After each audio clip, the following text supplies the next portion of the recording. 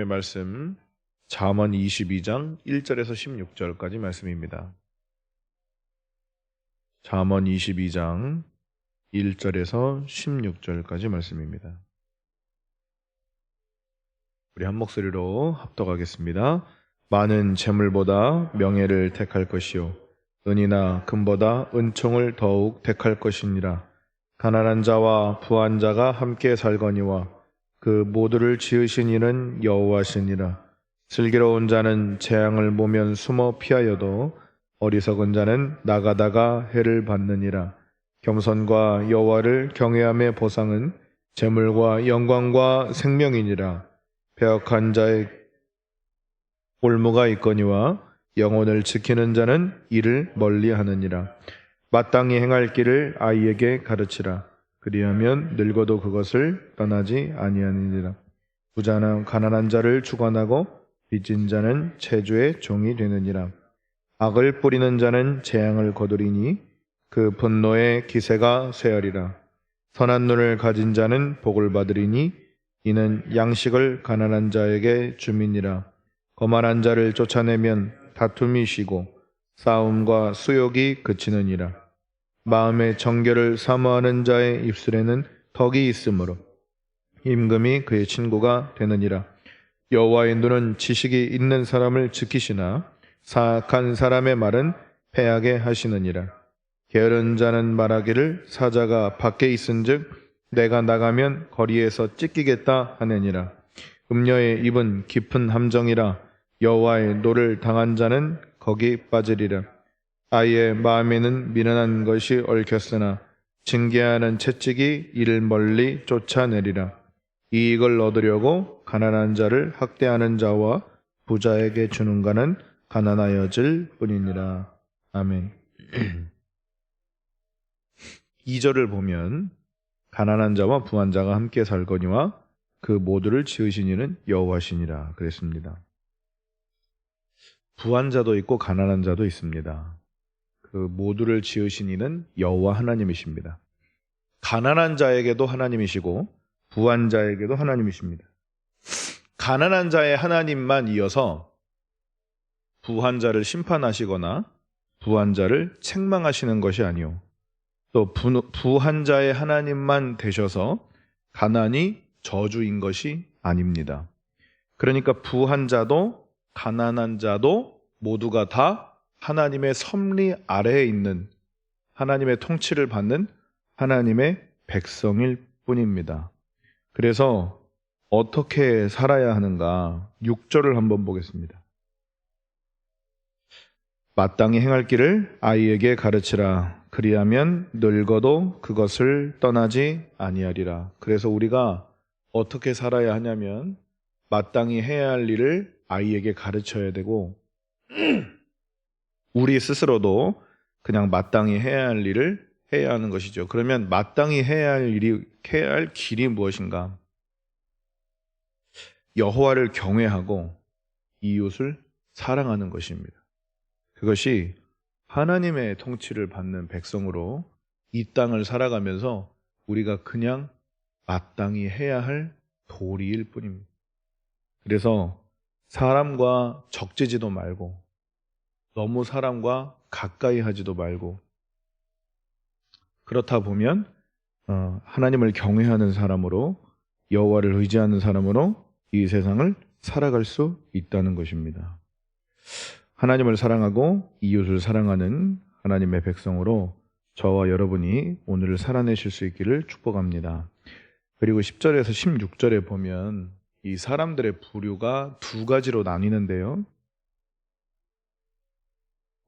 그 10절에서 16절의 위를 보면 가까이 할 자와 멀리 할 자라고 구분이 되어 있습니다. 그럼 가까이 할 자가 누구인가?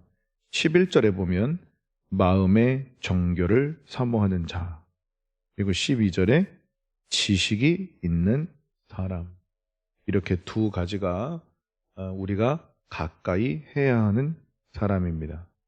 마음의 정결을 사모하는 자가 무엇이냐면 우리 마태복음 5장에도 예수님이 이 산상수훈을 먼저 시작하시면서 팔복을 이야기합니다. 그러면서 마음에 청결한 자는 복이 있나니 이렇게 이야기하셨어요.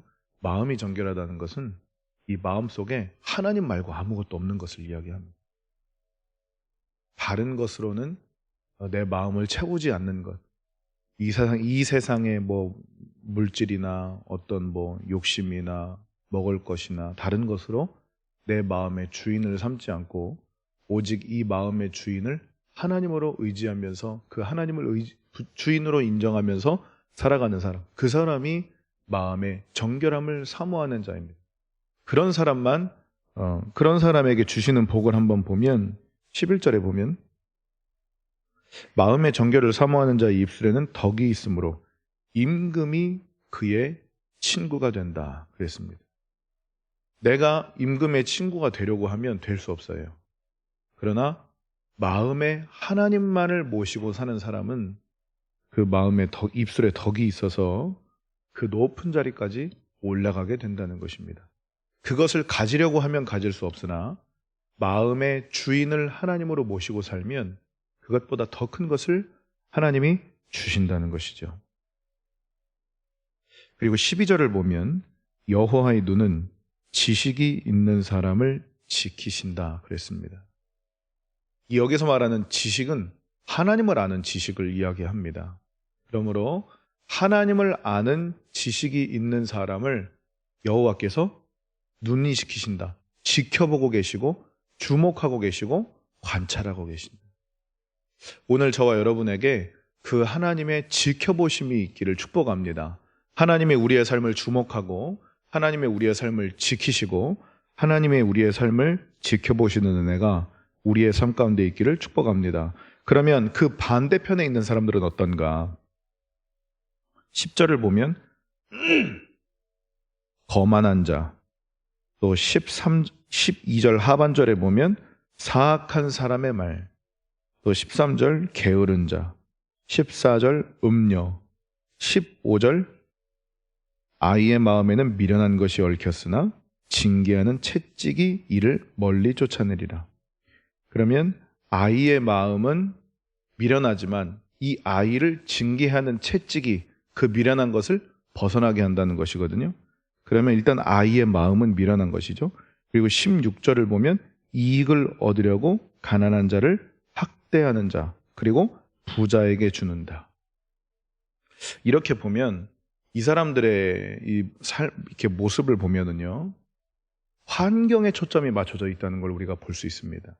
특히나 16절을 보면 이익을 얻으려고 가난한 자를 학대하고 부자에게 주는 자. 그러니까 그 사람의 마음 속에 하나님이 계신지 안 계신지는 관심 없어요. 그냥 그 사람이 부자이냐 가난한 자이냐만 초점이 있어가지고 부자이면 내가 잘해주려고, 가난한 자는 내가 배격하는 거죠.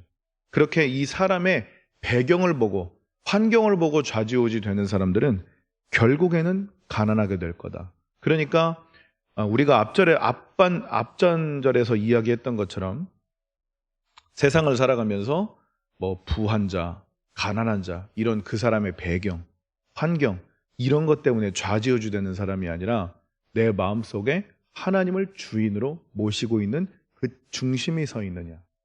그래서 우리도 그런 가치에 따라서 살아야 하지만 우리가 가까이 해야 할 사람은 그 마음의 중심을 가지고 있는 사람이라는 것입니다. 그래서 부한 자라고 해서 친해질 것도 없고 가난한 자라고 해서 멀어질 것도 없습니다. 그 마음 속에 여호와를 온전히 주인으로 섬기고 살아가는 사람이냐, 즉 성도이냐. 그러면 우리가 교제하고 친해지고 하나님을 향하여 가까이 해야 하지만 아무리 배경이 좋고 환경이 좋고 뭐 가지고 있는 부가 뛰어나다고 할지라도 그 사람하고 친해지려고 하고 아첨하려고 하고 아부하려고 하면 내가 자연스럽게 거기에서 멀어진다고 오늘 본문은 가르치고 있는 것입니다. 주 안에서 사랑하는 성도 여러분, 우리는 세상적인 가치로 세상을 사는 사람들이 아닙니다. 세상의 가치관으로, 세상의 판단 기준으로 세상을 살아가고 판단하는 사람들이 아닙니다. 우리는 마음의 여호와를 경외하는 중심을 가지고 이 세상을 살아가야 하는 하나님의 백성입니다. 하나님의 백성은 하나님의 법으로 살아야 합니다. 그 하나님의 법으로 산다는 것은 세상의 법, 세상의 가치, 세상의 판단 기준으로 이 세상을 좌지우지하는 것이 아니라 하나님의 법, 하나님의 말씀, 하나님의 판단 기준으로 이 세상을 살아가서 하나님이 주시는 복락으로 이 세상을 누리는 그것이 하나님의 백성이라는 것이죠. 오늘 우리가 하루를 살아갈 것입니다. 그 하루를 살아갈 텐데 우리가 어떤 기준으로 세상을 살아가느냐, 어떤 기준으로 사람들을 만나고 그들과 교제하고 그들과 함께 선을 도모할 것이냐. 부자들하고 친해진다고 해서 내가 부유해지는 것도 아니고 가난한 자들하고 친해진다고 해서 내가 가난해지는 것도 아닙니다. 그 환경을, 사람의 환경을 보지 말고 그 마음의 중심에 계시는 여호와를 봐서, 여호와를 주목하셔서 하나님이 그런 사람을 주목하고 계신다고 오늘 본문에 기록했던 것처럼 우리도 그런 하나님을 주목하며 그 하나님의 말씀 가운데 살아가는 저 여러분 되실 수 있기를 주님의 이름으로 축원합니다. 기도하겠습니다.